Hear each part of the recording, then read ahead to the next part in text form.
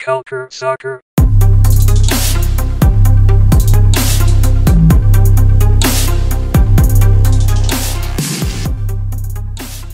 Bonjour à tous, ici Damien Cameron pour CS à l'érable. Aujourd'hui, on a un invité de marque, mais avant tout, je vais introduire mon ami Hedi Raphaël. Comment ça va, Hedi? Ça va. Et toi, Daniel? Ça va, merci. Je meurs d'impatience d'annoncer notre invité. Alors, sans plus tarder, Charlie Maboussi, comment ça va? Merci, bonjour à vous tous, bonjour à tout le monde, ça va très bien. Donc voilà. Charlie, pour nos auditeurs, pour ceux qui ne le connaissent pas, c'est un joueur qui vient tout juste de signer avec le FC Edmonton en CanPL. Charlie, en premier, j'aimerais que tu nous répondes à la question la plus simple, parce que c'est sûr qu'il y a plusieurs des auditeurs qui ne te connaissent pas. Est-ce que tu peux te présenter non seulement en tant que Charlie Maboussi, le joueur, mais aussi l'humain? Parle-nous un peu de toi. C'est très simple. Moi, Charlie Mabussy, 23 ans, né en 1997. Je vis à Paris et j'ai fait toute ma formation footballistique en France, notamment à Laval. J'ai intégré le centre de formation à l'âge de 16 ans et j'ai fait toutes mes classes. J'ai signé pro à Laval, j'ai joué en Ligue 2. Ensuite, on est descendu, j'ai joué en National. Donc voilà, et aujourd'hui, je viens de signer là, début janvier à Edmonton. Et voilà, je suis ravi de rejoindre la CanPL et de voir ce que ça donne et d'être sur le terrain aussi. Parfait.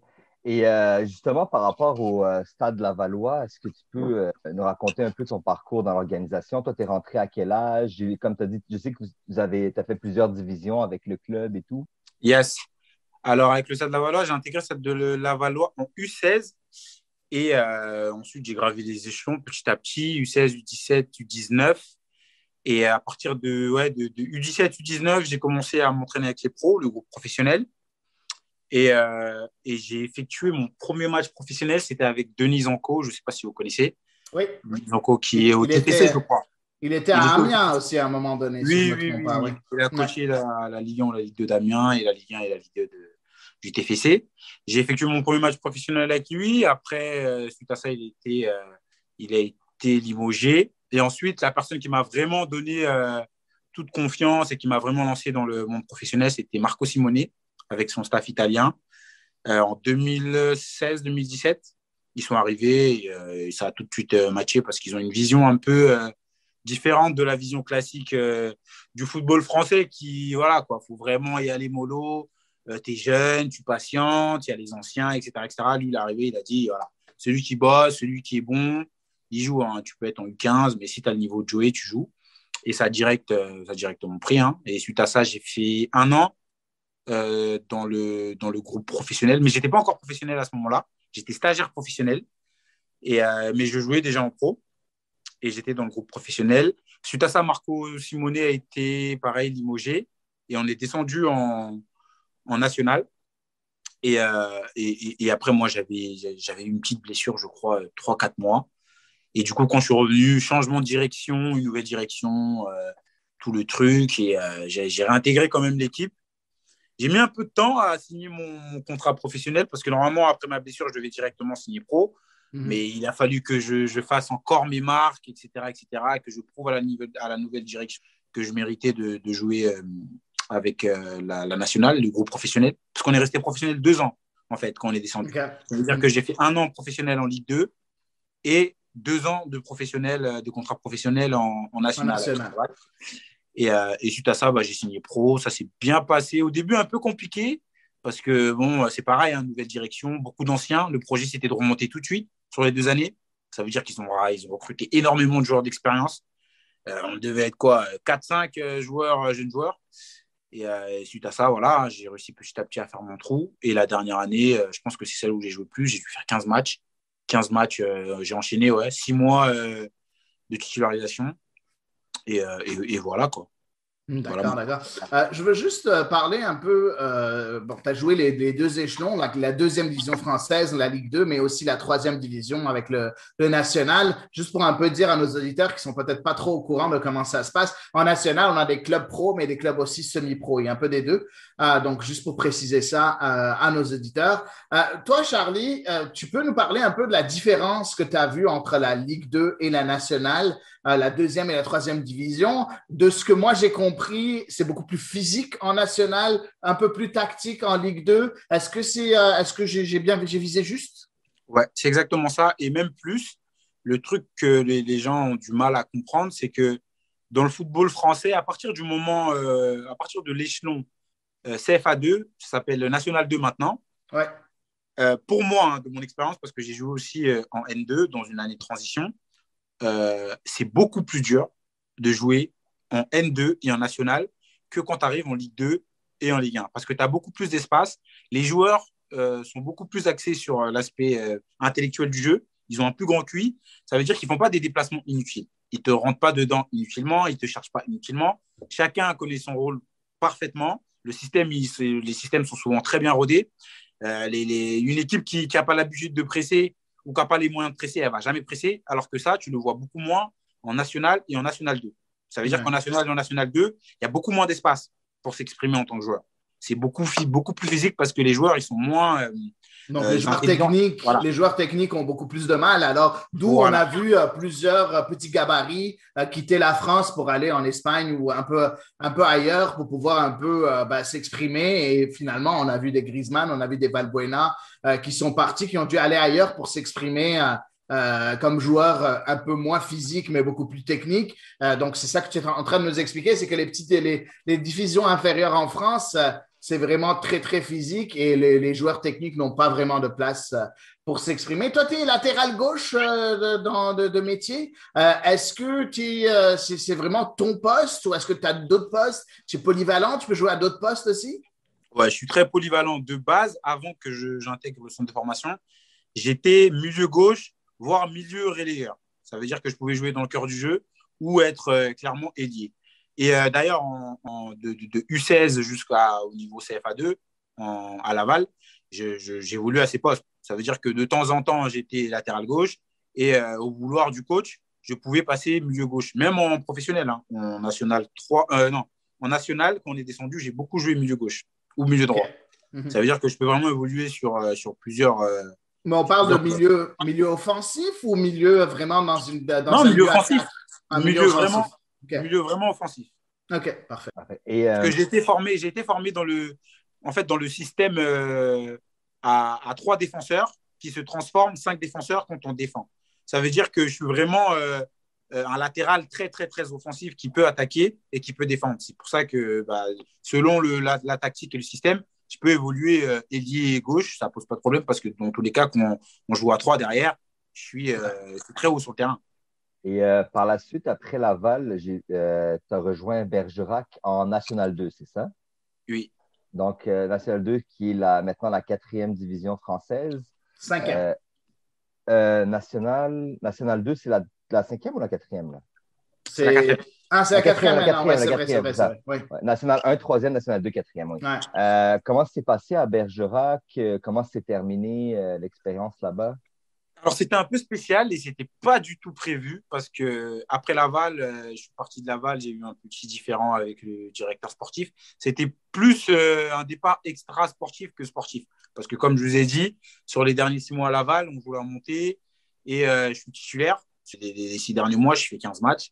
Je fais quasiment tous les matchs. Je crois que j'ai raté les 2 derniers matchs parce qu'on ne s'entendait plus trop avec le directeur sportif. Et suite à ça, eux, ils ont voulu recréer un nouveau projet. Moi, je pars. Discute longuement avec un club de MLS, le New York Red Bulls, c'est ça? OK, si ouais. Ils me font une proposition. Ils me font une proposition pour un contrat de 2 ans. Et le problème était qu'à ce moment-là, je n'avais pas la nationalité française, je n'avais pas le passeport français. Et ce qui veut dire que j'avais la nationalité congolaise et le passeport congolais. C'était super compliqué. On a essayé de faire les démarches avec les gouvernements, etc., pour essayer de me faire venir le plus tôt possible. Et c'était super compliqué à réaliser.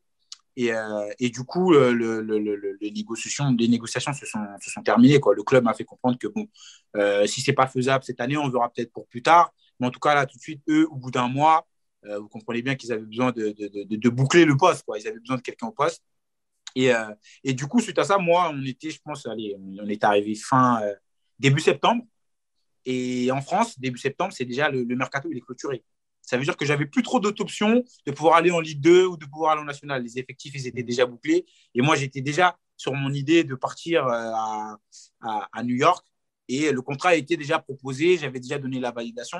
Je pouvais pas, j'avais pas trop d'autres options, quoi. Je pouvais pas parler avec d'autres clubs pendant ce moment-là. Il fallait que tu joues aussi, donc c'est sûr. Il fallait que je joue. Ouais, c'est ça. Et j'ai eu, je comptais, moi de base, je comptais faire 6 mois chez moi et ensuite retrouver un club en national ou en Ligue 2. C'était ça mon projet de base.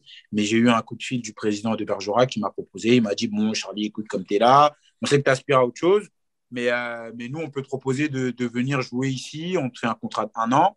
Mais si tu as une offre au bout de 6 mois, tu pars. 1 an pour te sécuriser, quoi, financièrement, que tu as quelque chose. Mais si tu as un club à l'échelon d'au-dessus qui vient te chercher, nous, il n'y a pas de problème, quoi. Et suite à ça, je suis allé, je me suis dit, je parlais avec mes agents, ils m'ont dit pas de problème, comme ça tu joues, et puis la N2, c'est quand même un bon niveau. Hein. En France, c'est très, très relevé. Et je suis allé, ça s'est bien passé, j'ai joué tous les matchs, hein, titulaire, tout ça, pendant 6 mois. Et suite à ça, je me suis blessé. Je me suis blessé pendant. Ouais, je me suis fait les croisés. Aïe, aïe, aïe. J'ai été arrêté de janvier jusqu'à quasiment toute l'année, hein, le temps de me préparer. Et du coup, mon contrat n'a pas été reprolongé là-bas. OK. Mais on a vu finalement que tu as parlé des Red Bulls et c'est là où ils ont signé Jason Pendant, le Français, après, je pense, à ta place à ce moment-là, Pendant qui fait toujours partie de la franchise des Red Bulls. D'ailleurs, par la suite, justement, après cette saison-là, tu as signé à Edmonton. Comment s'est fait le contact avec le club? C'était assez spécial, franchement. C'était très, très, très spécial, même parce que j'avoue que je ne connaissais pas du tout la CPL et le championnat professionnel canadien. Je ne connaissais vraiment pas du tout. Et j'ai eu un premier contact avec un agent sur les réseaux sociaux, sur Instagram, qui m'a contacté. On a discuté. C'était un agent anglais.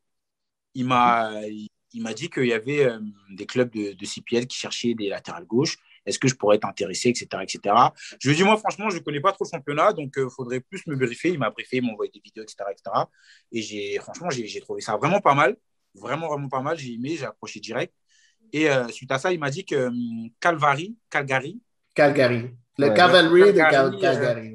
Calgary cherchait un arrière-gauche, je crois, et qu'il pourrait être intéressé, etc., etc. Ça veut dire qu'après, avec Calgary, pendant une semaine, ils ont étudié mon profil, ça a discuté un peu, mais ça n'a pas abouti. Et ça, c'était fin novembre, vers le 28, le 30 novembre. Et suite à ça, bon, moi, je me suis dit, ça n'a pas abouti. Hein. Et allez, 1 mois après, fin décembre, aux alentours de Noël, le 25, je reçois un coup de fil d'un agent américain qui me dit que, pareil, la même histoire, il y a des clubs qui cherchent des latérales gauche et qu'il est proche de certains coachs. Un agent américain qui venait te placer au Canada. OK. Oui. Bon à savoir. C'était un peu tordu, mais cette fois-ci, un agent américain, effectivement. Et il me dit qu'il va voir avec les clubs, avec les demandes qu'il a avec les clubs, ce que ça peut donner. Il propose mon profil et c'est allé super vite. Franchement, ça s'est fait super, super vite. Il m'a proposé, je crois, un mercredi. Le lendemain, il m'appelle, il me dit que Edmonton pourrait être fortement intéressé et que le coach doit voir. Le vendredi, le coach m'appelle, Alan Coach. Ouais. Il m'appelle. Très bonne discussion, ça s'est bien passé, etc. Très bon feeling. Et j'ai senti direct que c'était un monsieur qui connaissait vraiment le football et qui maîtrisait son sujet. Du coup, on a accroché directement. Et il avait un bon projet pour moi et pour le club. Tu l'as raccroché dans la face, c'est ça? Comment? Tu l'as raccroché au nez? Non, jamais. Non, c'était très intéressant. Et suite à ça, voilà, hein, il a regardé les matchs, il a validé le profil et j'ai eu le contrat en une semaine. Hein. En une semaine, le contrat a été bouclé. Parfait. Donc, je sais que tu as dû faire tes recherches sur la CanPL. On l'appelle la CanPL ou la CPL, donc la Canadian Premier League ou la Première Ligue canadienne, avant de te joindre au FC Edmonton. Est-ce que tu peux nous dire ce que tu as appris? Tu as dit que c'est intéressant, mais j'aimerais avoir un peu, c'est quoi qui t'a attiré dans cette ligue-là? C'est une ligue toute nouvelle, hein, qui a commencé juste en 2019. On a vu 2020 à cause du contexte pandémique où c'était un peu compliqué. On a dû voir un petit tournoi où Edmonton, ça allait pas bien du tout. Et je veux savoir, qu'est-ce qui t'a convaincu de rejoindre la Ligue, pas spécifiquement Edmonton, parce que tu as répondu à la question, mais la Ligue en tant que telle, et c'est quoi qui t'a plu dans cette Ligue-là? Franchement, il y a une chose à savoir. Je pense que, je ne sais pas si les auditeurs le savent, mais l'aspect marketing et l'aspect visuel de la CanPL, c'est du très, très, très haut niveau. Oh. Ça, c'est clair et net. Ça veut dire que les clubs, franchement, j'ai regardé un peu les autres clubs, les autres médias, c'est énorme. Et ça plaît. Moi, j'ai regardé un peu les Instagram, les vidéos sur YouTube, des matchs, etc. Bon, avant, là, on est en pleine période de pandémie, c'est un peu plus compliqué. Mais avant ça, les 2 premières éditions, ou la première, je crois. Juste une seule, oui. Il y a des supporters, les infrastructures sont plus que correctes, les stades sont bons. Après, le niveau de jeu, je ne sais pas exactement, j'ai besoin d'avoir l'expérience pour savoir ce que ça vaut par rapport à l'Europe. Mais moi, vraiment, ça a été l'aspect visuel et l'aspect marketing qui m'a impressionné parce que c'est digne des plus grands clubs. Hein. Actuellement, même en Ligue 1, je ne sais pas si les clubs ils sont à ce niveau-là, mais réellement, hein, je ne sais pas si les clubs ils sont à ce niveau-là de visualisation, quoi, de se vendre aussi bien. Et ça m'a plu. Je me suis dit, c'est vraiment pro, c'est vraiment carré. Et ça m'a tout de suite fait tilt. C'est encourageant pour de vrai parce que nous, on suit la Ligue depuis avant même sa création. Donc, on est tellement habitués de voir ça. C'est sûr qu'on trouve ça intéressant quand il y a des bons clips marketing et tout, mais l'entendre d'un œil extérieur, c'est. Ouais, non, ça surprend. Franchement, ça surprend. Moi j'ai les autres collègues que je connais du centre de formation ou qui évoluent en Ligue 1 ou en Ligue 2. Ils étaient tous épatés. Ils m'ont dit, franchement, je ne connaissais pas du tout. Personne ne connaissait. Mais ils m'ont dit, c'est du lourd ce qu'ils proposent au Canada. En tout cas, en termes de visuel, c'est sérieux, quoi. Et vu que tu es né en République démocratique du Congo, est-ce que tu as eu des contacts avec la Fédération congolaise ou des clubs congolais quand tu étais libre? Ouais, j'ai eu, pas des clubs congolais, mais j'ai déjà été convoqué 2 fois pour effectuer la CAN en U17. Et là, récemment, c'était pour les U23, les moins de 23 ans.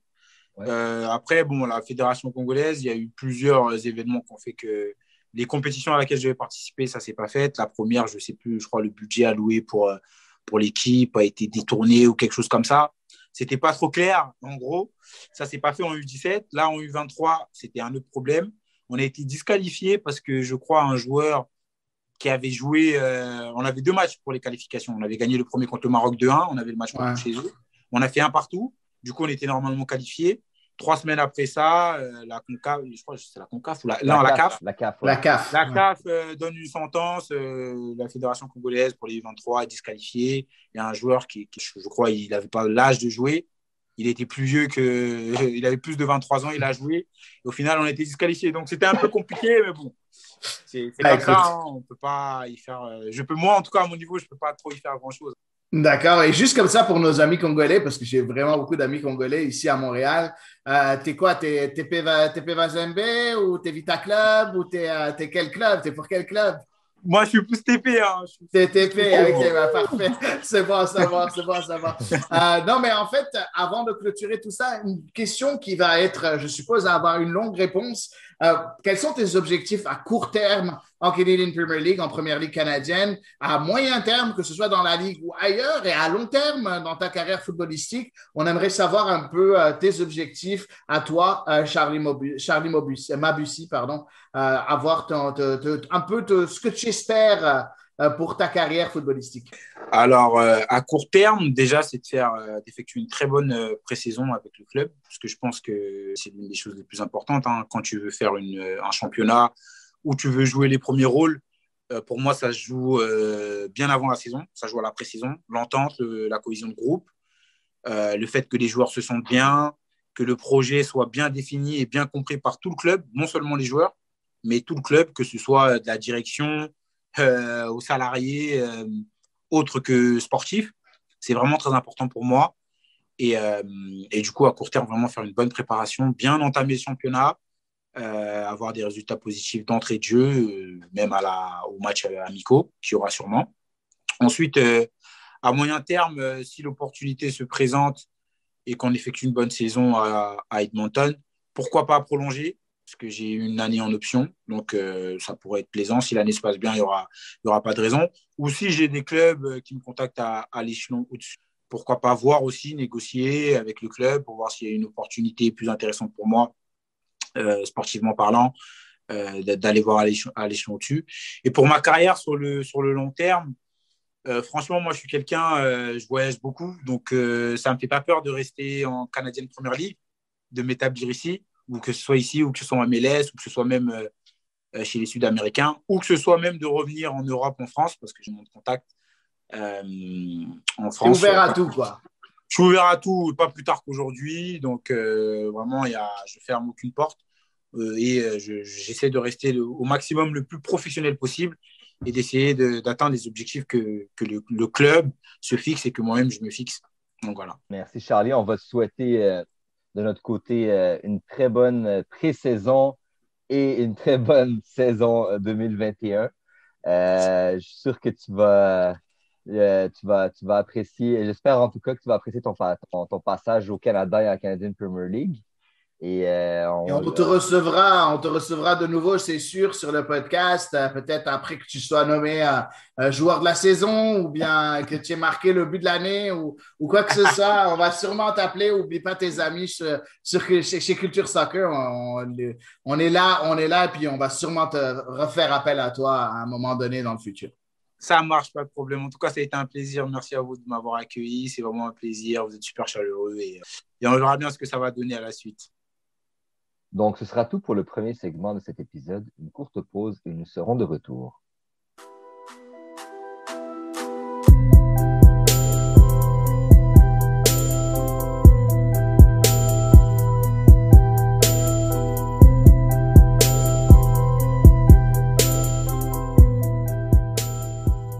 Nous voilà de retour pour les prochains segments du podcast CS à l'érable.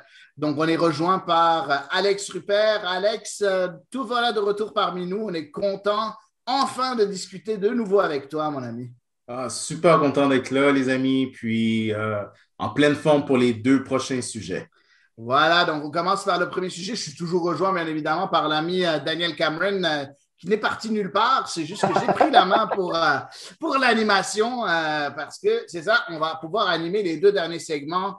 Voilà, vous discutez un peu de soccer canadien et un peu de ce qui se passe en CanPL parce que ça fait longtemps qu'on n'a pas parlé de CanPL. Très, très, très longtemps, après toutes les parenthèses des équipes nationales. On est aujourd'hui le 9 mars 2021, on pensait avoir la liste de l'équipe nationale U23 de Mauro Biello. Malheureusement, elle n'est pas sortie encore, donc on va garder ça pour la semaine prochaine. C'est quelque chose qu'on attendait avec impatience, mais bon, il y a assez de sujets au sein de la Canadian Premier League pour vous faire un podcast de qualité.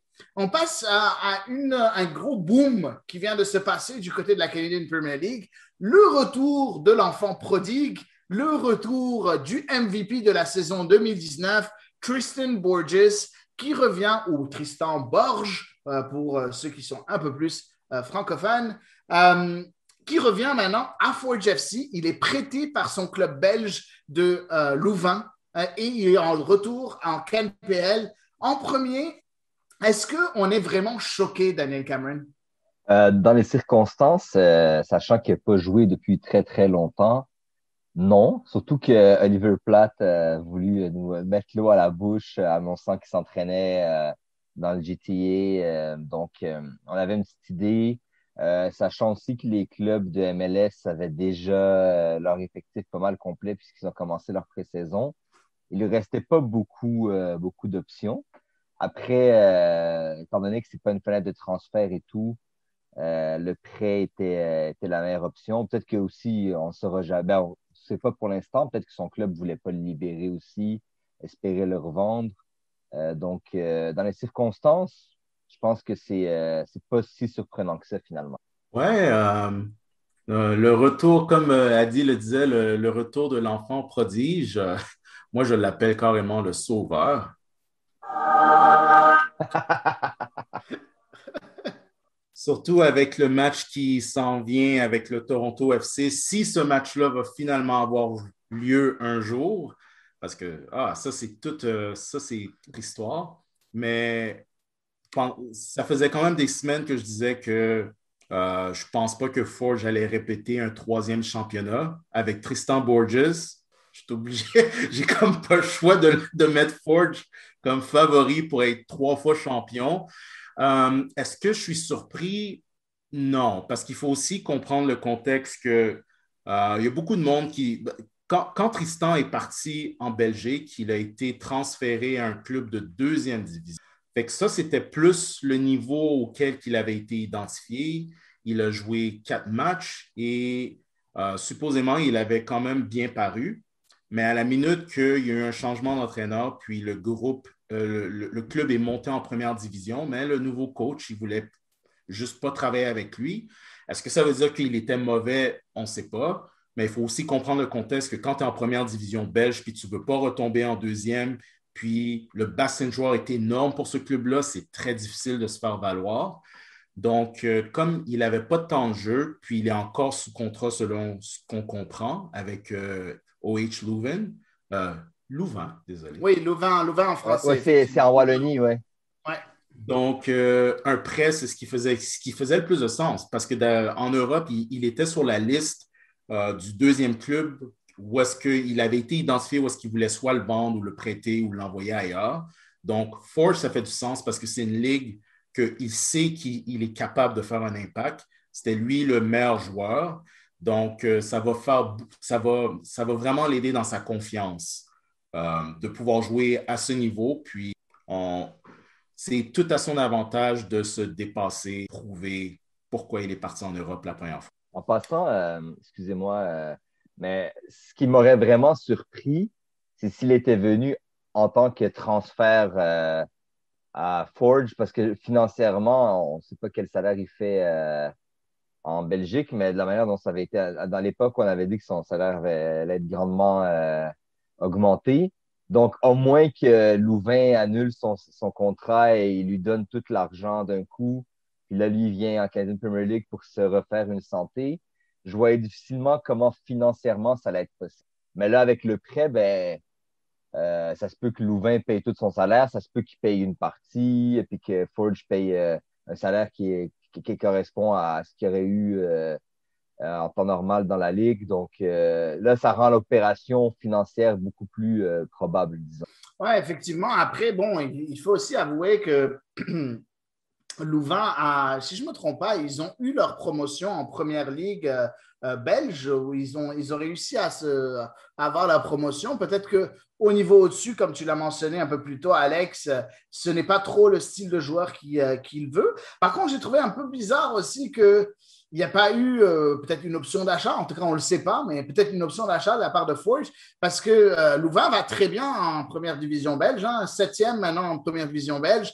Donc, ils ne sont pas prêts de redescendre. Donc, il n'y a pas cette tactique du côté de Louvain en se disant « Ah, ben, je vais le prêter après parce qu'après, on va être en deuxième division puis on va le faire jouer de nouveau. » Donc, soit ils veulent lui donner du temps de jeu pour voir ce qu'il est capable de faire de nouveau, s'il est capable de retrouver ses sensations et peut-être à ce moment-là de lui redonner une chance l'année prochaine, soit c'est pour qu'il se fasse valoir de nouveau et que Forge, finalement, n'ait plus aucune raison de ne pas l'acheter. Parce que c'est sûr que, ne pas le racheter, pardon, parce que c'est sûr que Forge, si jamais il performe de nouveau en Canadian Premier League cette année, ça va être difficile de leur expliquer que, il repart encore. Je ne sais pas ce que tu en penses, toi, Daniel. Est-ce que tu penses que si jamais il repart encore, c'est un peu les supporters et les gens autour de la CNPL. Ça va être un peu bizarre qu'il reparte de nouveau à Louvain dans un club qu'il a un peu ignoré, un peu mis de côté, un peu comme un malpropre, non?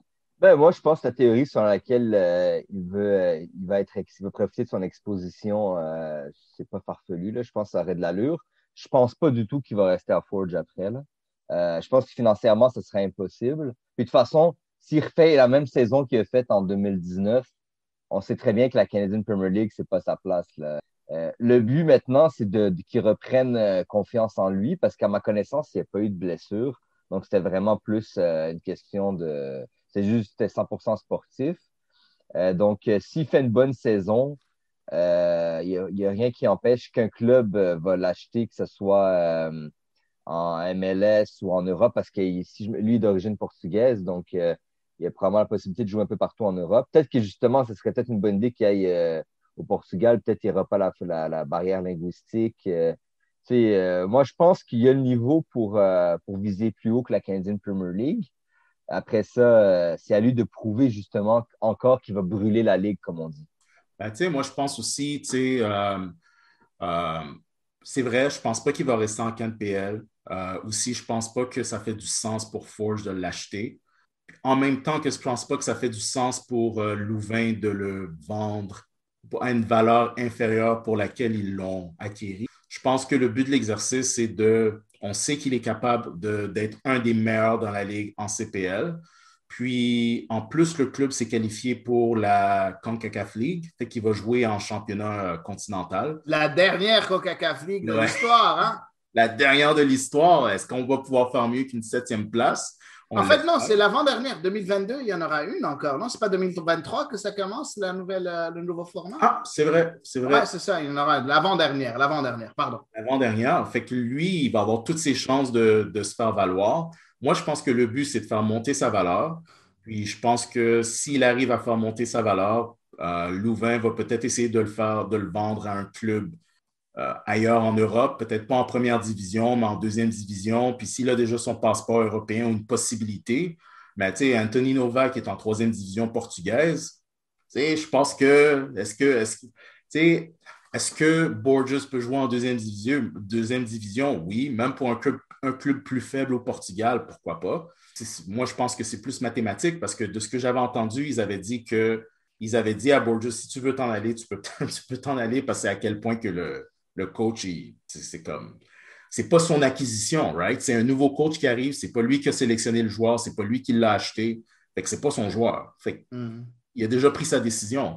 Fait que dès qu'il a une occasion de le vendre à un prix qui a de l'allure, il va le vendre. Fait que l'amener en CPL, c'est pour monter sa valeur, pour pouvoir le vendre. Moi, c'est comme ça que je le vois. Je reste avec...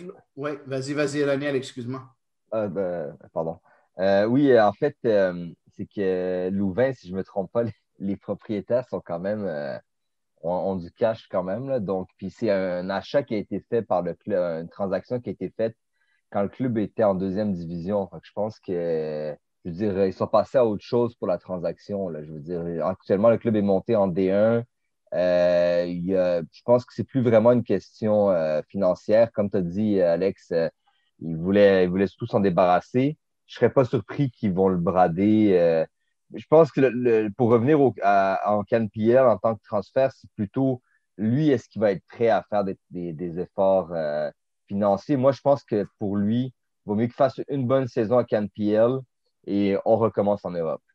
Oui, je veux revenir là-dessus. En fait, on est en train de parler un peu de l'avenir et de l'avenir de Tristan Borges, mais avant de penser à l'avenir, il faut penser au présent. Le présent maintenant, est-ce que Tristan Borges, selon toi, Alex Rupert, est-ce que tu penses qu'il va pouvoir de nouveau dominer cette ligue-là ou est-ce que tu penses que cette ligue s'est trop améliorée et passé à un niveau supérieur et que ça va être difficile pour lui de revenir? Et de l'autre côté, ou est-ce que tu penses que lui aussi, mentalement, Tristan Borges, dans sa tête, peut-être qu'il va un peu se reposer sur ses lauriers en disant « Ah, ben, j'ai dominé la Ligue en 2019, je suis sûr que ça va être, tu sais, ça va être comme tellement facile pour moi de dominer le nouveau. » Donc, on parle, point de vue, est-ce que la Ligue s'est améliorée ou est-ce que Borges a assez, assez confiance en lui et a assez envie de se reprouver à nouveau en CanPL parce que où est-ce que tu penses qu'il sent qu'il a assez prouvé pour dominer de nouveau la Ligue? Ben, je pense qu'on l'avait vu la première saison, il était vraiment dominant. Est-ce qu'il a les capacités? Absolument. Est-ce que la CanPL s'est améliorée? Tout à fait. Oh, absolument. Mais il ne faut quand même pas oublier qu'il a un bon pedigree, puis aussi, même s'il n'a pas joué les premières minutes avec le club, il s'est quand même entraîné avec le deuxième groupe toute l'année. Fait qu'il s'entraîne quand même dans un bon environnement à haut niveau, puis il faut quand même croire qu'il essaie de se dépasser à chaque jour pour pouvoir prouver qu'il méritait d'être dans le premier groupe. Fait que Forge, ils mettent la main sur un joueur qui est, on pourrait presque dire, en forme de milieu de saison. Tout ce qui lui manque, c'est les minutes compétitives. Un autre avantage, c'est qu'il joue avec pas mal la même équipe que 2019, donc il les connaît bien, puis c'est un noyau de joueurs qui est non seulement qui a plus de chimie, mais qui s'est amélioré parce qu'il ne faut pas oublier que Forge, ils ont remplacé Borges par Sabac. Puis maintenant, les deux sont ensemble. Fait que moi, je suis vraiment curieux de voir qu'est-ce que ça va donner quand tu mets. On a beaucoup vanté la qualité de Sabac. Je l'ai vu, je suis resté un peu sur mon appétit, mais je lui donne le bénéfice du doute parce que la saison est un peu courte. Mais je pense que pour, pour Borges, ça va au-delà de est-ce que je peux faire bonne impression en CPL? Moi, je pense que c'est plus la dernière chance parce que si tu échoues en CPL, tu vas aller où? Parce que là, tu viens de fermer tes portes à la MLS. Parce que si tu fais une bonne saison, Montréal, Vancouver ou même Toronto qui ont changé d'entraîneur pourraient faire une offre d'achat puis dire ah, mais ouais, Borges, ce serait pas si pire, pas trop cher, canadien, pas international. Mais si c'est au-dessous de ce qu'il a fait en 2019, il n'intéressera personne en MLS. Moi, je pense que c'est sa meilleure chance. Encore moins en Europe. Fait que tout ce qui va lui rester, c'est quoi? Ils vont leur prêter à Forge à chaque année jusqu'à ce que son contrat soit écoulé. Je ne pense pas que lui, dans sa tête, c'est ça qu'il veut. Lui, il veut vraiment profiter de ce tremplin-là pour pouvoir prouver qu'il peut aller soit en MLS ou soit être prêté dans une bonne deuxième division européenne ou peut-être dans une première division ailleurs en Europe. Qui sait? Moi, je pense aussi qu'il y a des moyens. Il va être très motivé. Il est physiquement prêt. Tu sais, il est physiquement prêt parce qu'il s'entraîne depuis plusieurs mois, mais en même temps, comme il n'a pas joué beaucoup de matchs, ben, au moins, il ne sera pas blessé. Il n'y a pas, un risque d'accumulation pour qu'il soit blessé. Fait que je pense qu'il va être en mesure de commencer la saison à fond, contrairement à ses coéquipiers ou ses adversaires. Fait que ce sera un très gros plus pour Forge. En plus, le club n'a pas changé beaucoup au niveau de l'effectif. Au contraire, avec Babouli, Sabac et même Chouanière, qui n'a plus du tout le même rôle dans l'équipe, ben, il va pouvoir peut-être jouer à des postes qui lui conviennent mieux. Il va pouvoir avoir des bons coéquipiers. Là, Novak, on ne sait pas s'il va être de retour, c'est pas clair.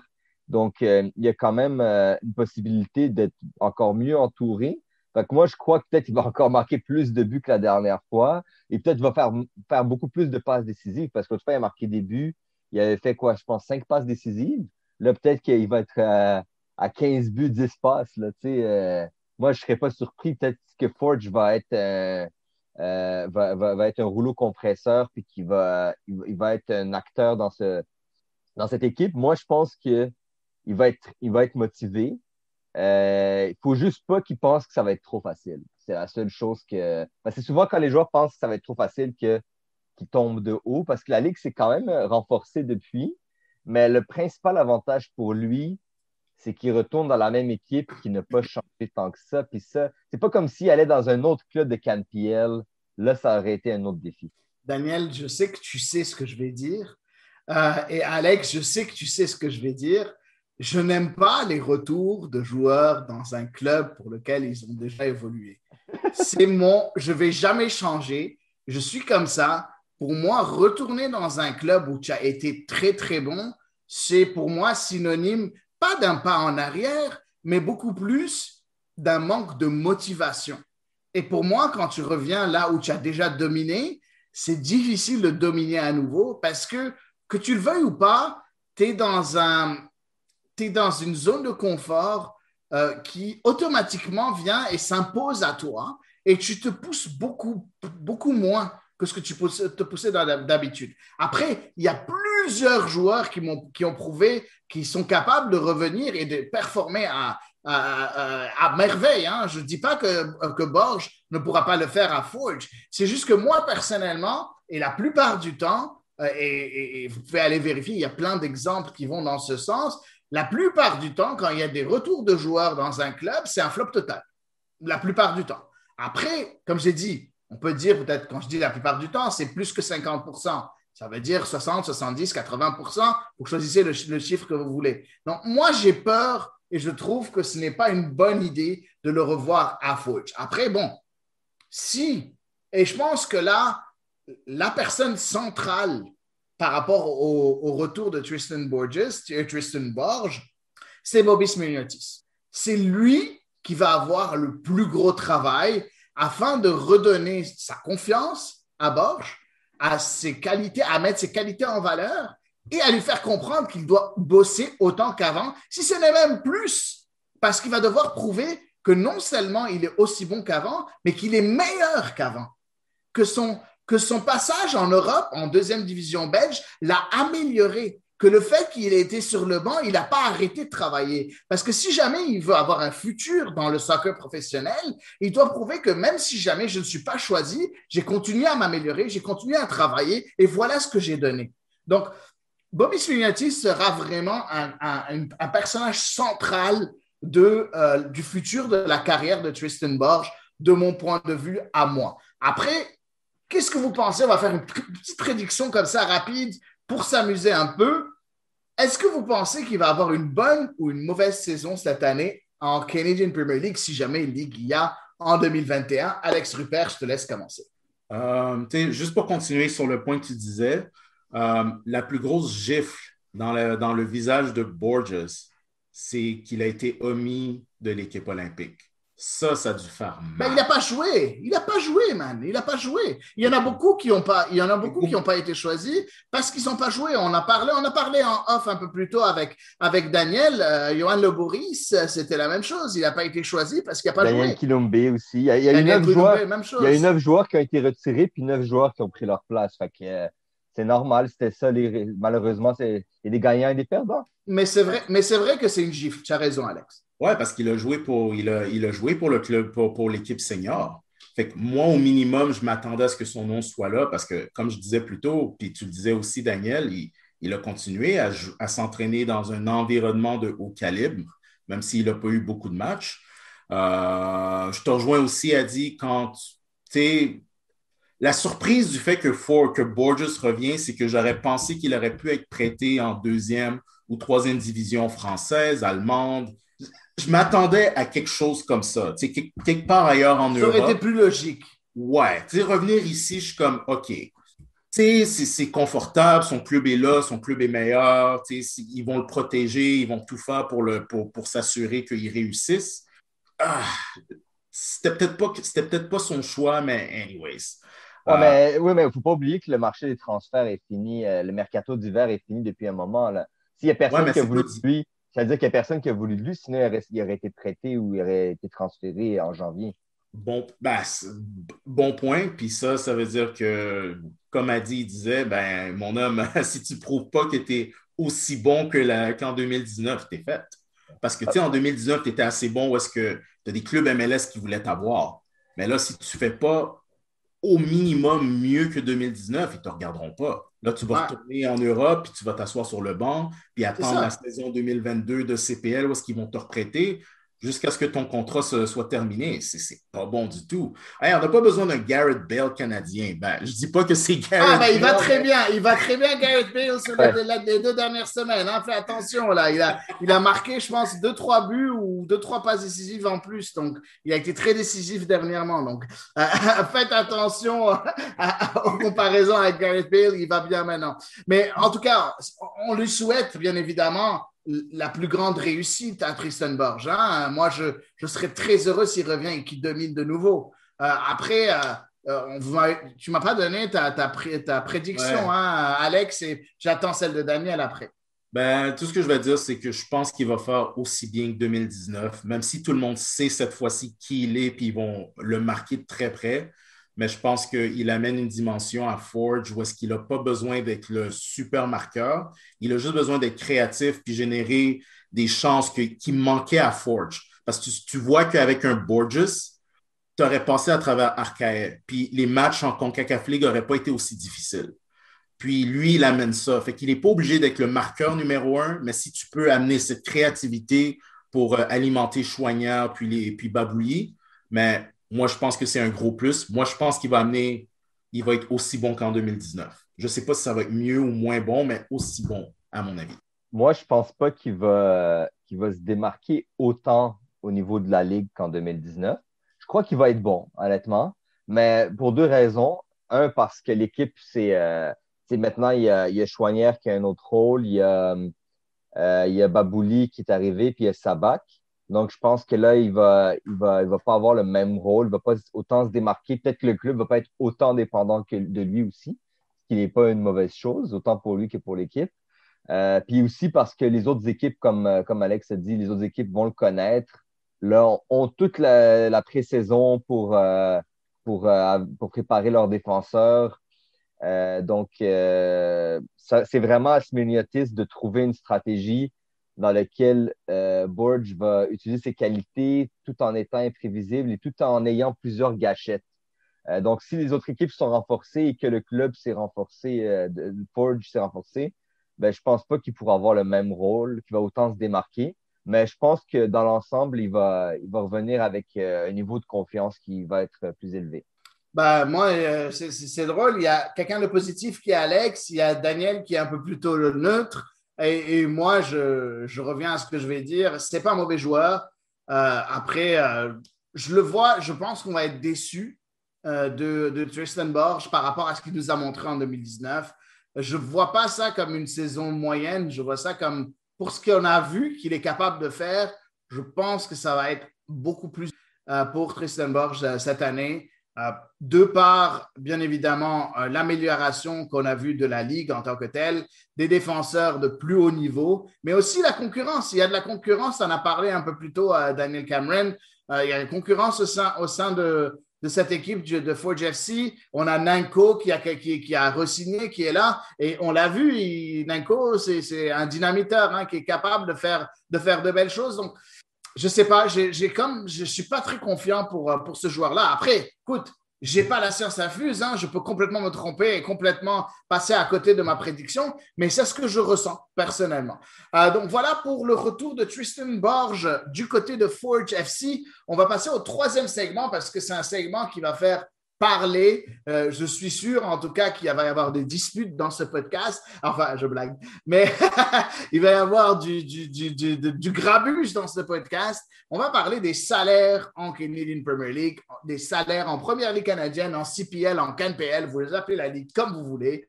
On a beaucoup parlé, grâce ou à cause, dépendamment de comment vous voulez le voir, à un de nos collègues, Dwayne Rollins, qui a beaucoup parlé des salaires dans cette ligue-là. Et il y a eu finalement aujourd'hui des informations qui sont sorties pour les salaires en 2021.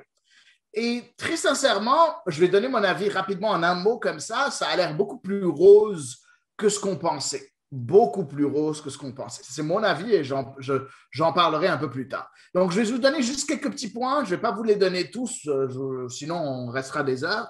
En premier, le budget pour les salaires des joueurs se situe entre 650 000 et 850 000 dollars. Le salaire pour les entraîneurs se situe entre 350 000 et 550 000 dollars. Les deux ensemble ne doivent pas dépasser le 1,2 million. Et bien évidemment, si jamais vous faites le calcul, il ne peut pas être en dessous de 1 million non plus. Donc, on est entre 1 million et 1,2 million de salaires, staff et joueurs compris. D'accord? Le salaire inclut, bien évidemment, la résidence et les frais de voyagement et aussi certains bonus, mais pas certains bonus individuels qui sont dans les contrats des joueurs, mais pas les bonus qui sont donnés par la Ligue ou par le club. Par exemple, je vais vous donner un exemple comme ça rapidement. Si jamais on va prendre un club de KNPL, ben écoute, si jamais vous finissez au-dessus de la 4e place, le club s'engage à vous donner à chacun 50 000 $ ou chacun 5 000 $. Ben ça, ce n'est pas inclus dans les montants qu'on vient de donner. Parce que c'est le club qui donne sur une certaine performance de groupe, certaine performance collective, il donne un montant à chacun de ses joueurs. Ce ne sera pas inclus dans tout ça. Par contre, si, par exemple, on parlait un peu plus tôt de Tristan Borges, si jamais dans son contrat, il y a un bonus qui dit que tu marques 10 buts, ben, tu as un 20 000 $ de plus qui te rentre dans les caisses, ben, à ce moment-là, avec tes 10 buts, le 20 000 $, ça va être inclus dans les salaires parce que c'est un bonus individuel. Bref, on arrive un peu plus loin, je vais aller un peu plus vite. On va dire aussi que le cap salarial est à peu près le même que celui qu'on a vu l'année passée. Donc en 2020, à cause de la saison qui était quand même écourtée avec les Island Games que vous avez, je suis sûr, vous avez suivi ici, c'est salérable. Et le but, ce serait d'augmenter ça en 2022. Donc, c'est normal, c'est une ligue qui vient de débuter, donc ça va graduellement, on passe à autre chose en 2022. Le salaire moyen d'un joueur de KNPL est de 40 000 $ canadiens. On parlait de dollars canadiens dès le début. 40 000 $ canadiens, on est un tout petit peu plus bas que le salaire moyen du pays, qui se situe aux alentours de 46 000 $. Donc, on est un peu plus bas. Et à 40 000 $, oui, on a une vie pas extraordinaire, mais quand même une vie qui est correcte. On n'est pas à la rue du tout avec 40 000 $. Et ça inclut bien évidemment tout ce qui est résidence, ceux qui payent pour les voitures et ainsi de suite. On va de tout. Le salaire maximal, d'habitude, il se trouve aux alentours de 77 000 $, qui est quand même un très bon salaire pour une ligue professionnelle qui vient de commencer il y a à peine 2 ans. Le salaire minimum sera de 22 000 $. Mais par contre, il y a des possibilités quand même assez simples d'arriver à 26 000 $. Donc, c'est le salaire minimum un peu du Canada. On est à peu près là. Peut-être un tout petit peu plus bas que le salaire minimum. Donc, on est quand même, c'est pas très idéal, mais encore, on est une ligue en développement. Juste après, c'est sûr, il y a une petite exemption par rapport à ce salaire minimum, c'est les joueurs qui sont draftés. Les joueurs qui sont draftés, ils ont des salaires qui peuvent varier entre 10 et 12 000 $. C'est normal, la plupart ne vont presque pas avoir de minutes de jeu. Mais si jamais ils ont des minutes de jeu, ils arrivent à se prouver, ben, ça peut augmenter parce qu'il y a des bonus qui peuvent venir et s'ajouter à tout ça. Et en plus, toutes ces informations que je vous ai données n'incluent pas une possibilité d'avoir 45 000 $ par individu en bonus. Donc, pour ceux qui étaient un peu trop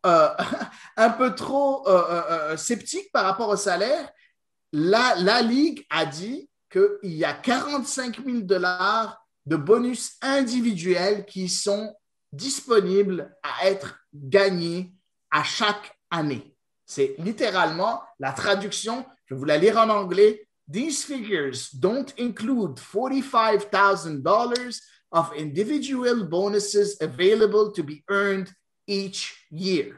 Donc, il faut faire attention à ça. De plus, toutes ces figures-là, tous ces chiffres-là n'incluent pas les 178 000 $ qui sont aussi inclus dans des bonus pour l'équipe qui se qualifie en CONCACAF League ou en CONCACAF Champions League. Donc, il y a des possibilités de faire de l'argent. Plus tu performes, plus tu fais de l'argent. Un modèle 100% capitaliste. N'est-ce pas, Alex Rupert? Tes commentaires là-dessus? Ben, tu sais, mon premier commentaire, puis c'est pas vraiment une blague, mais c'est juste mon commentaire un petit peu à froid. Tu sais, si j'avais mon effet sonore qui était prêt, mais il n'est pas prêt en ce moment, est-ce qu'on a entendu les joueurs de Forge aller sur les médias sociaux? Pas vraiment. Non. Ils sont tous très calmes, très, très calmes, les joueurs de Forge. Avec raison, ils ont eu leur bonus. Eux, ils ont eu leur bonus. Puis, tu sais, surtout, tu penses cette année, ils ont fini 7e sur 22 équipes en CONCACAF League. Je pense que les joueurs, on voit pourquoi, on voit d'où ça venait un peu les joueurs. OK, je vais commencer avec l'histoire du salaire minimum. OK, il n'y avait pas, selon ma compréhension, il n'y avait pas de salaire minimum en 2019. C'est bas, oui, absolument. C'est plus bas que la moyenne canadienne. Moi, je suis pro-syndicat, j'ai syndiqué. Je crois en tout ça, je crois aux bonnes conditions de travail, je crois en tout ça. Mais il faut aussi comprendre que les salaires sont attachés aux revenus. Puis, il ne faut pas aussi oublier le contexte qu'en 2019, personne ne savait de quoi cette ligue-là aurait de l'air. Tu avais plein de joueurs qui venaient de la PDL, de la USL, des universités, League One Ontario. Puis, tu sais, je comprends l'histoire du salaire, mais moi, je vois ça du point de vue marché mondial des joueurs. Combien un joueur de League One Ontario vaut sur le marché? C'est une bonne question, puis il faudrait que les détracteurs me justifient pourquoi la CPL devrait donner 50 000 $ à un joueur qui a 0 minute pro, pendant que toutes les équipes ailleurs dans le monde ne le paieraient jamais à ce salaire-là. Est-ce que c'est la responsabilité de la CanPL de payer au-dessus de la valeur du marché? Je ne crois pas à ça non plus. Puis tu sais, j'étais pro-joueur aussi. Tu sais, c'est vrai que les salaires au début, ça choquait. 22 000 $, 10 000 C'est très bas, 22 000 $. Il faut le dire. Mais moi, je pars du point de vue que le monde ne savait pas de quoi la Ligue avait l'air. Puis moi, je vais toujours partir de cet argument-là. Après la saison 2019, la façon que le niveau de jeu de la Ligue, puis de quoi les équipes avaient l'air, puis ce qu'ils ont accompli, il faut quand même dire, match nul avec Montréal, on a éliminé Vancouver, que les joueurs ont joué au-dessus de la valeur du contrat initial à 1000%, à 100%. Puis, je pense que la Ligue avait je pense que les augmentations de salaire allaient venir, mais on est tombé en pleine pandémie, puis il n'y a pas une Ligue sur cette planète qui donnait des augmentations de salaire. Presque tout le monde a coupé. C'est plus des coupes. Je ne veux pas dire toutes les ligues, parce que je ne sais pas, mais presque toutes les ligues ont fait des coupes dans les salaires. Ouais. Il ne faut pas oublier qu'en CanPL, les équipes n'avaient aucun revenu en 2020, puis fort probablement n'auront pas de revenus en 2021, conditionnellement si les fans reviennent. Je veux juste, excuse-moi Alex, je veux juste ajouter quelque chose pour appuyer ton point aussi. Tous ces joueurs-là qui jouent en CanPL, c'est parce qu'ils n'ont pas eu de chance ailleurs. Hein? Donc, ils se retrouvent en CanPL, un endroit où ils n'auraient juste pas pu jouer au foot. Et c'est quand même une chance pour cela. Et ceux qui viennent parce qu'ils avaient un contrat en Europe ou ailleurs, ou je parle d'Europe, mais n'importe où à travers le monde, et qui a décidé de revenir en CanPL, c'est parce qu'ils ont un salaire qui est plus adéquat de là où ils jouaient. Donc, bon, après, c'est sûr, c'est pas parfait. Hein? On est aux 22 000 $. Quand on sait que le salaire minimum est aux alentours de 26 500 $ au Canada, on est quand même assez bas. Mais sauf que, n'oublie pas que le 22 000 $ qui arrive, il y a des possibilités de l'augmenter jusqu'à 26 000 tout en faisant le travail que tu veux faire et sans oublier qu'il y a quand même une saison morte qui est quand même assez grande. Tu peux te trouver une job entre-temps de 3-4 mois, une job saisonnière, puis travailler, je sais pas moi, dans un café, puis faire un peu plus d'argent aussi. Il y a des moyens, c'est pas parfait. On est au début, au balbutiement d'une ligue. À un moment donné, il faut comprendre que les investisseurs ont de l'argent, mais ils ne vont pas les jeter par la fenêtre non plus. Excuse-moi, Alex, je voulais... Oh, c'est parfait. Puis aussi, je pense que l'autre chose qui fatigue un peu les joueurs, c'est les bonus. Parce que, tu sais, à quelque part, c'est le club qui dicte comment les bonus sont obtenus, c'est la ligue qui va dicter comment les bonus sont obtenus. Fait que toi, tu as ton contrat, puis tu as ton salaire minimum ou whatever qu'ils veulent te payer. Puis il faut que tu atteignes tel et tel et tel objectif pour décrocher le bonus. C'est comme un peu fatigant que tu n'as pas ton mot à dire. Puis tu sais, si tu n'atteins pas les objectifs qui te donnent droit à des bonus, puis ça c'est la partie qui m'a le plus surpris, les bonus. Individuels, collectifs et en CONCACAF League. Fait que je peux comprendre parce que tu as beaucoup de joueurs qui se disent, tu sais, les bonus, on peut-tu avoir un salaire de base qui est plus élevé? I get it. Je comprends. C'est juste que, tu sais, faut aussi comprendre de où est-ce qu'on part ici. Tu sais, on part d'une nouvelle ligue en l'an 1, on ne sait pas de quoi ça a l'air. Puis tu sais, le monde qui dit, bon, mais tu sais, il faut donner un salaire de 45 000, 50 000 à tout le monde. OK. Si vous forcez les clubs à faire ça, mais lui, le propriétaire, il va se retourner de bord et il va dire, OK, je vais donner 50 000, mais je vais aller chercher quelqu'un sur le marché qui vaut 50 000. Ouais. Fait que toi qui demandes 50 000, je ne te le donnerai pas. Ce n'est pas à toi que je vais le donner. Tu sais, je vais le donner à Ashton Morgan qui joue pas de minutes en MLS, mais qui est prêt à venir à Forge pour 60 000 $. Je vais le donner à Ashton Morgan. Je ne vais pas le donner au jeune de 22 ans qui a fait 2 saisons en Ligue 1 Ontario puis qui a fait 1 saison en CanPL. Je ne lui donnerai pas 50 000. Fait que là, puis un autre argument que j'avais entendu, c'est qu'il disait, ouais, mais il n'y a pas beaucoup de Canadiens dans le bassin de joueurs, donc tu n'as pas le choix de les payer. Puis je suis comme, ben non, parce que les règles d'alignement, c'est la Ligue qui les fixe. Fait que si la Ligue regarde, dit, bon, ben moi, je vais payer tout le monde 50 000, puis je n'ai pas assez de joueurs qui valent ça, mais tu sais, les 6 joueurs partants canadiens, je ne suis pas obligé d'en partir 6. Pourquoi moi, je ne baisserais pas ça à 3 ou à 2? Puis, tu sais, je me limite à 7 joueurs internationaux. Pourquoi je ne ferais pas monter ça à 12, 13? Fait que là, on va se ramasser en MLS. C'est surtout la critique avec le Toronto FC qui donne toutes leurs minutes à des Américains, aux étrangers, puis les Canadiens qui sont cloués sur le banc. Est-ce qu'on a parti la CanPL pour faire ça? Moi, je ne pense pas. Moi, je pense que la CanPL elle est dans une position où est-ce qu'elle se dit, bon, notre bassin de joueurs est petit. Nous, on va être la plateforme qui va être accessible pour des joueurs qui sont en semi-pro au Canada, qui ont beaucoup de talent, mais que tout le monde a levé le nez sur eux. On va leur donner cette plateforme. Média Pro, vous êtes filmés, qualité supérieure. Vous avez même accès au championnat canadien, CONCACAF League. Puis, tu sais, ton succès, ça dépend de toi. Tu sais, le monde qui se bat pour des salaires pour dire « Oh, mais je veux prendre ma retraite en CanPL. » What are you doing? Non, la CanPL, tu utilises ça pour aller en MLS. C'est un tremplin. Effectivement, c'est un tremplin. Je veux juste entendre, excuse-moi, j'aimerais bien entendre Daniel Cameron là-dessus. Daniel, je veux juste préciser quelque chose. On a eu un peu plus tôt Charlie Maboussi en entrevue, puis c'est ça qu'il nous a dit. Il nous a dit que ça offre de la visibilité, puis point de vue média, point de vue marketing, et ainsi de suite, ça a l'air quand même très potable par rapport à ce qu'il faisait, que ce soit en 4e division française ou en 3e division française. Il aime beaucoup ça. Il a montré ça à plusieurs joueurs qui, eux aussi, ont été impressionnés. Ils ne connaissaient pas ça. Est-ce que pour toi, cette visibilité-là, surtout sachant qu'on offre quand même des contrats en CanPL de 1 an, c'est rare que tu aies plus que 1 an et c'est sûr qu'il n'y a aucun joueur qui va accepter un salaire de 22 000 $ pour 2 ans. Là. Il va l'accepter pour 1 an pour essayer d'avoir plus tard, non? Ben, les 22 000, je ne pense pas que c'est pour des joueurs comme Charlie Maboussi. Voilà. C'est plutôt pour des jeunes Canadiens, comme a dit Alex, des gars qui étaient en Ligue 1 Ontario ou PLSQ ou dans les divisions inférieures américaines.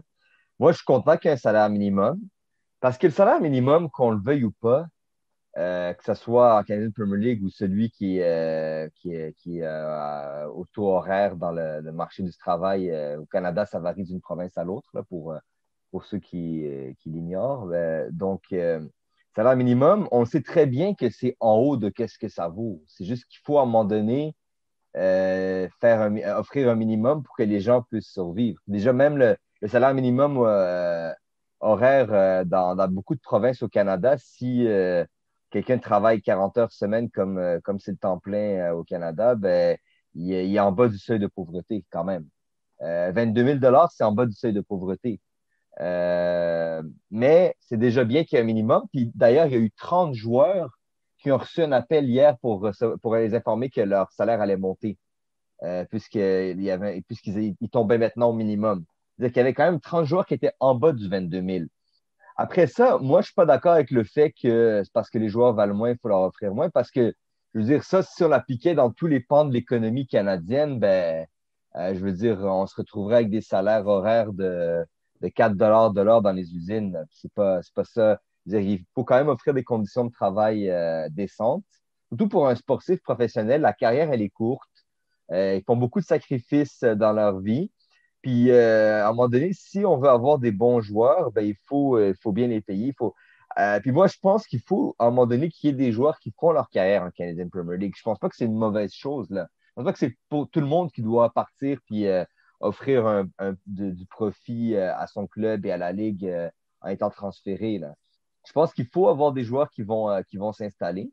Moi, je suis très content que les chiffres ont été révélés. Je trouve que c'est moins pire que qu'est-ce que je pensais, mais il y a des parties qui sont un peu nébuleuses, notamment entourant l'histoire du logement, des frais de voyagement. Je sais que quand les joueurs sont en déplacement, certains clubs leur offraient des dépenses, d'autres non.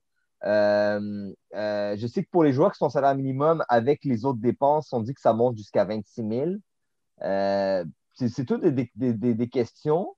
Mais moi, je pense j'espère en fait qu'avec le jour où le syndicat va être reconnu, ben, il y aura toutes les parties nébuleuses qui vont être éclaircies pour les joueurs aussi. Parce qu'hier, Nico Pasquotti a écrit qu'il aimerait savoir ce qui se passe quoi avec les joueurs blessés. Est-ce qu'ils continuent à être payés? Est-ce qu'ils obtiennent de la réadaptation?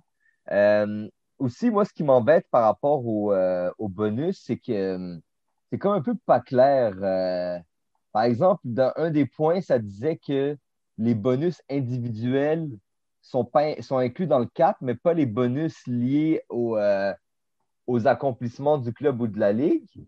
Mais après ça, il y a un autre point qui dit qu'il y a à peu près 45 000 de bonus individuels qui ne sont pas inclus. Fait que c'est cette partie-là que je ne comprends pas.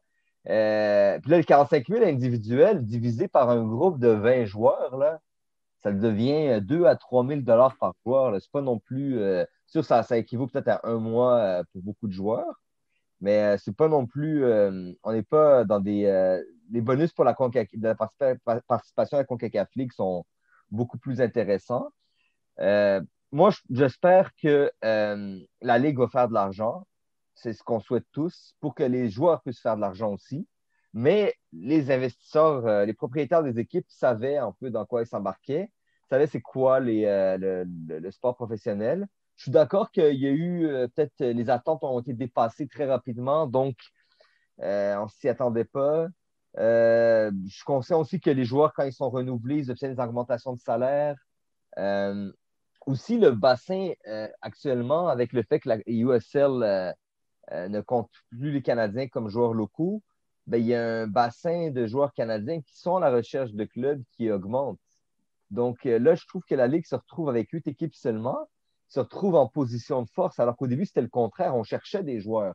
Maintenant, c'est le contraire. C'est les joueurs qui veulent venir dans la Canadian Premier League. Même, il y a des joueurs en Europe actuellement qui étaient un peu partout dans le monde, qui ont dit qu'ils sont prêts à revenir.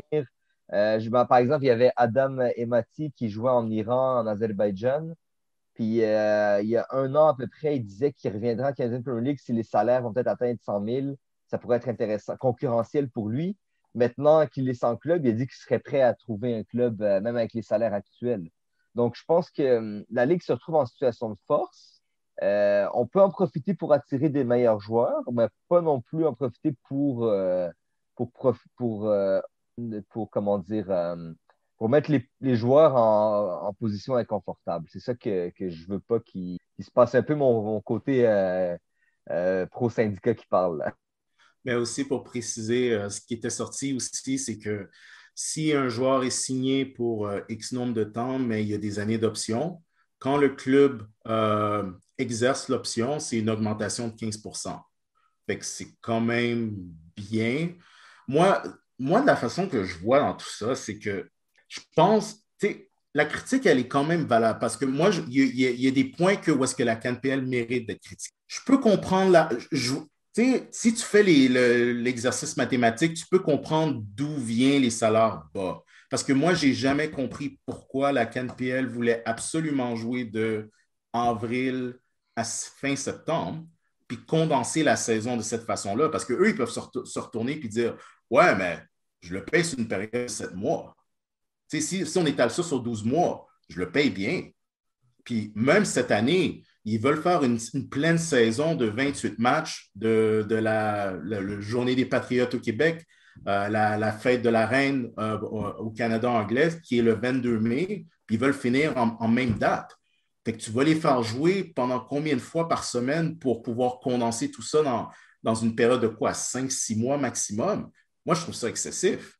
Tu sais, pourquoi pourquoi on ne trouve pas une façon de les faire jouer sur une période de 8-9 mois?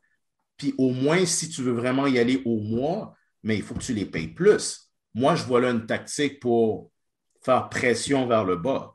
Puis mon autre argument aussi, c'est aussi pour revenir à ce que tu disais, mais ce n'est pas une question de payer les joueurs plus bas parce qu'on est capable de les payer plus bas parce qu'ils viennent de la Ligue 1 Ontario, mais c'est parce que on n'est pas dans un marché canadien, c'est un marché global. Puis, c'est parce que si tu payes quelqu'un de façon significative au-dessus de sa valeur, tu gonfles la valeur des joueurs à travers la Ligue. Fait que là, si tu vas aller chercher un joueur international qui vaut sur le marché 100 000 puis il voit que tu payes quelqu'un 50 000 parce que tu gonfles artificiellement la valeur du marché, mais le gars, l'étranger, il va dire, paye-moi 150. C'est parce que tu gonfles le marché partout. Tu ne peux pas ignorer le marché mondial. Puis c'est plate, c'est l'offre et la demande. Je ne suis pas fan de ça, mais je suis réaliste. La seule chose, c'est que je pense que là où on veut en venir, je pense, et le point de Daniel et le point du syndicat, c'est que le salaire minimum en tant que minimum soit augmenté. Et je pense que c'est plus ça qu'autre chose où on est en train de se plaindre. Sur ce point-là, c'est là où j'accepte la critique. 22 000 $, c'est vraiment pas assez. Moi, je pense qu'un salaire minimum aux alentours de 30 000 $, là, on serait dans du correct. Encore une fois, 30 000 $, c'est pas beaucoup. Hein. Oui, ce serait... il ne pourra même pas acheter une voiture avec 30 000 $. Donc, ne pensez pas que c'est un gros salaire. C'est rien comme salaire. Sauf que c'est quand même un salaire qui leur permet de vivre, manger, avoir un appartement, s'habiller, sortir de temps en temps, de vivre un peu normalement, sans vivre le luxe.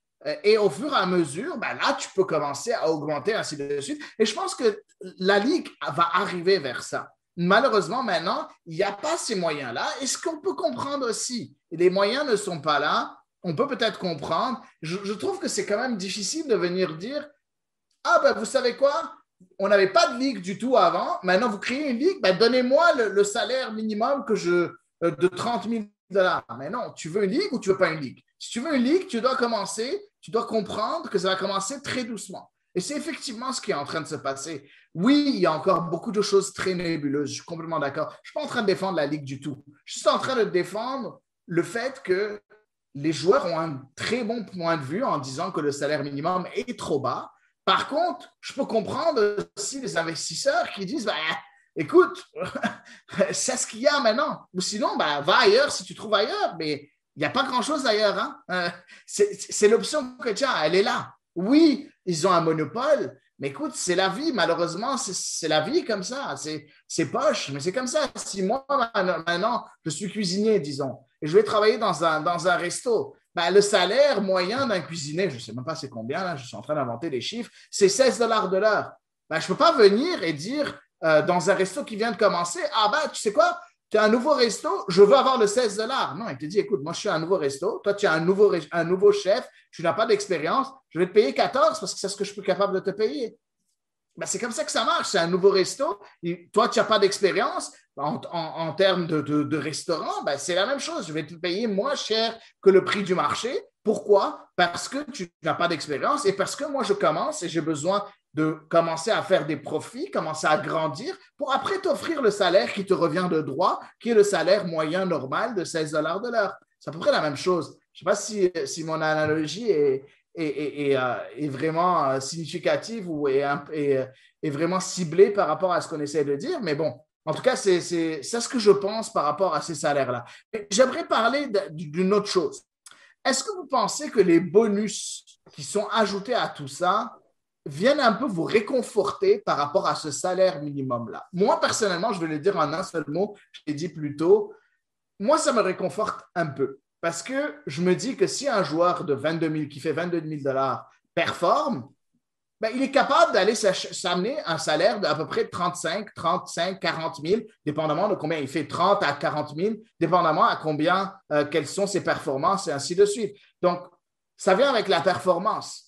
Donc, je me dis, c'est peut-être mieux que juste de lui dire « Ah, c'est quoi, ton salaire est de 22 000, puis that's it. » Donc, moi, ça vient me réconforter parce que non seulement il y a le côté individuel, mais il y a aussi le côté collectif. Et comme je l'ai mentionné plus tôt, un club peut venir dire, ben, écoute, tu passes le premier tour, tu élimines un club de MLS en Canadian Championship, en championnat canadien, ben voilà, je donne à chaque joueur 5 000 ben, tu as éliminé un club de MLS, le collectif a réussi, ben, sur tes 22 000, tu viens d'avoir un 5 000 C'est pas mal. Donc, bref, moi, ça vient un peu me réconforter. Je veux ton avis en premier à toi, Daniel Cameron. Mais je pense que ton exemple, 5 000 avec les chiffres qu'on a vus, ça me surprendrait, puisque ce serait à peu près 100 000 pour un club. Ça serait vraiment bien si c'était le cas, mais malheureusement, je pense que moi, ça me récompense. Comment tu as compté 100 000 ben, 5 000 par joueur fois 20 joueurs. OK. Ça fait 100 000 Oui, mais tu es en train de dire, tu es en train de donner les 20 000, tu ne vas pas le donner à ton quatrième gardien, là. Ben, y a pas, on est à peine 2 gardiens en ce moment. Hein. J'ai calculé 20 joueurs. Je veux dire. J'ai calculé 20 joueurs. Ouais, bon, en plus, les effectifs ont plus que 20 en ce moment. Mais même là, 100 000 pour avoir battu une équipe en MLS avec toute la visibilité que ça t'a donné, avec tout le brouhaha que ça t'a donné, avec le fait que tu passes un autre tour en championnat canadien, avec, bien évidemment, c'est sûr qu'il y a des bonus qui viennent avec passer un tour, qui des bonus peut-être offerts par Canada Soccer ou offerts par One Soccer ou par n'importe qui. Je ne pense pas que c'est la mer à boire, hein, 100 000 si mais jamais il y avait un exploit pareil. Il parlait de 45 000 dans le truc. Donc, je ne sais pas, est-ce que ça compterait pas. 45 000 c'est des bonus individuels. Ouais, bonus individuels. Ce n'est pas des bonus collectifs. Ouais, mais ce n'est pas 45 000 par joueur. Là. C'est 45 000 pour l'équipe en bonus individuel. Non, c'est par joueur. En tout cas, si c'est 45 000 par joueur, oui, ouais, mais c'est bonus au pluriel. C'est des bonus individuels. Moi, comment je le comprends, peut-être que je l'ai mal compris, mais comment je l'ai compris, c'est qu'une équipe a 45 000 de bonus individuels qu'elle peut offrir à ses joueurs. Fait que là, sur une vingtaine de joueurs, ce serait 2 à 3 000 par joueur. Parce que 45 000, c'est carrément doubler un salaire. Là. Ça me surprendrait que sur c'est une très possible. C'est très possible. C'est peut-être un big pot. Puis, tu sais, tu as des... c'est peut-être pas divisé équitablement par tout le monde. Probablement, ouais. 20 joueurs, on a peut-être 3 qui vont surpasser les attentes. Fait que là, même si tu en as 5 qui dépassent les attentes, mais là, c'est 45 000 divisé par quoi? 5, 6, 7 personnes? C'est quand même intéressant. Puis, à quelque part, les bonus, ça met de la responsabilité sur le joueur. C'est pas des... Puis je suis désolé, mais en 2019, on a entendu tellement d'histoires de joueurs qui se présentaient au camp qui n'étaient même pas en forme. Puis ça, c'est vrai. Tu sais, à Halifax, Stephen Hart a fait le ménage. C'est pas venu de nulle part. Il y a eu beaucoup. Puis je pense que même Brennan, il l'avait dit à York Nine en 2019, il y avait des gars qui se présentaient au camp, ils n'étaient pas en forme.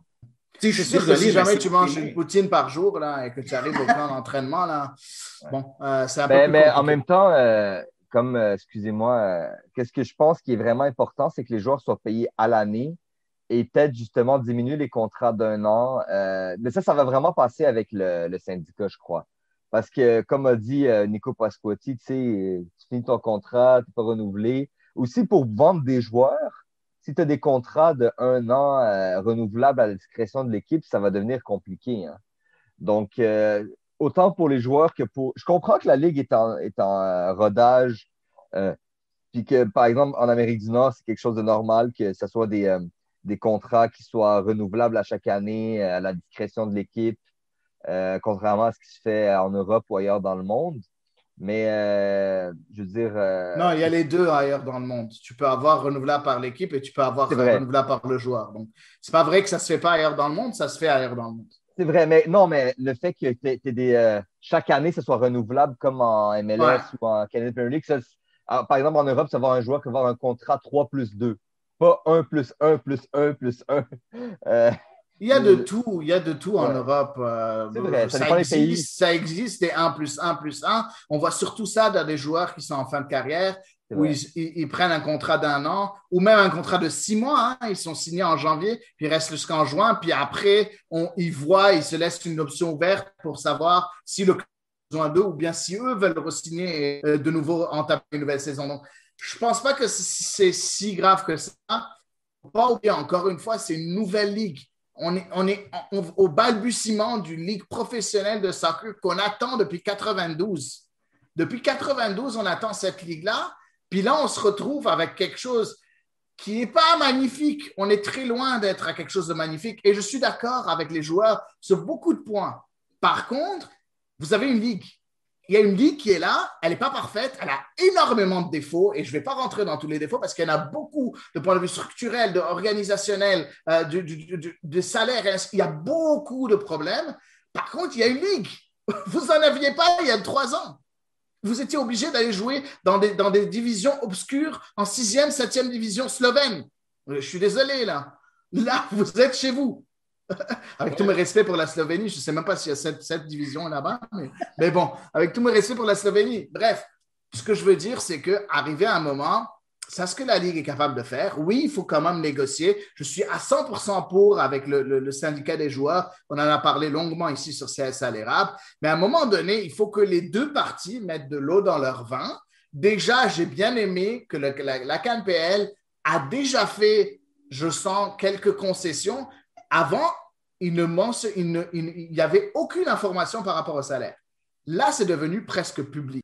On ne dit pas à 100%, parce qu'il y a un côté qui est encore nébuleux, comme tu l'as dit un peu plus tôt, Daniel, mais là, la CNPL vient de faire un pas vers l'avant.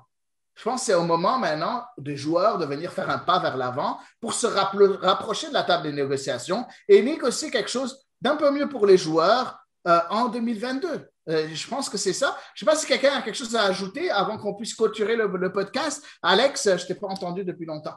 Ouais, mais tu sais, moi, ce qui me fatiguait vraiment là-dedans, si tu oublies le contexte, les joueurs ont raison. C'est trop bon.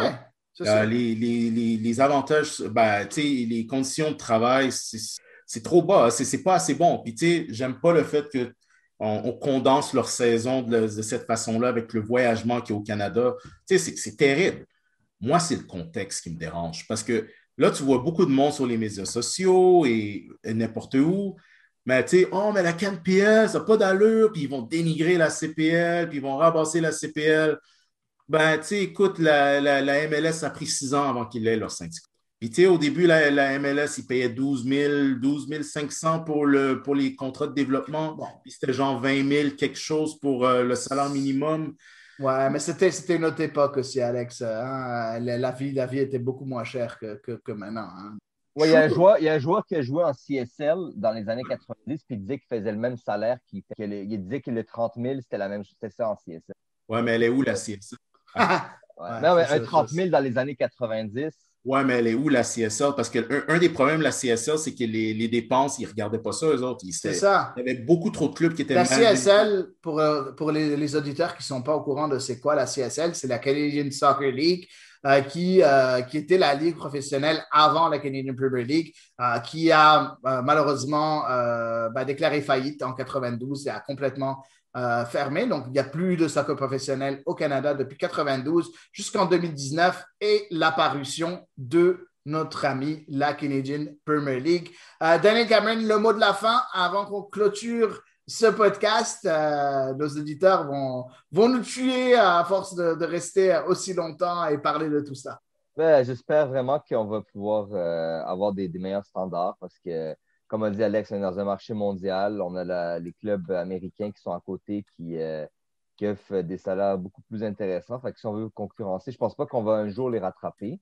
Mais au moins que, par exemple, comme le championnat portugais avec le championnat espagnol, qu'on puisse vraiment être un jour une grande... La Ligue a justement annoncé qu'il voulait être dans le top 3 de la CONCACAF.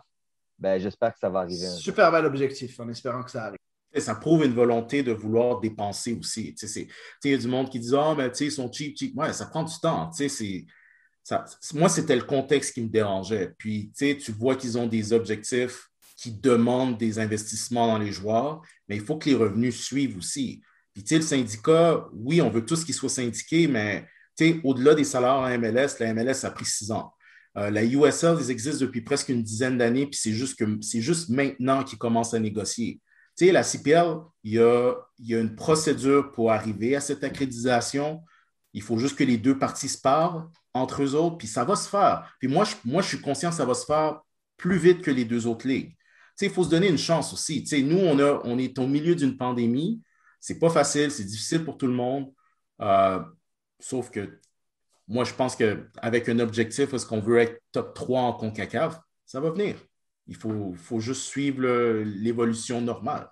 Sur ces mots de Alex Rupert, ça va venir. On reste avec nous et continue à suivre CS à l'érable parce que nous, on va être là pendant tout ce temps-là pour voir la progression de cette ligue-là et bien évidemment aider les joueurs et tous les acteurs à avoir le plus de visibilité possible, comme on l'a fait avec notre ami Charlie Mabussi un peu plus tôt, à qui on souhaite bonne chance. Merci à tous les auditeurs de nous avoir encore une fois écoutés. N'hésitez pas à partager notre contenu, à parler de nous et bien évidemment, vous nous donnez vos commentaires dès que vous en avez. Et nous, de notre côté, on va vous dire bonne soirée et à la semaine prochaine pour un nouveau podcast de CS Alert.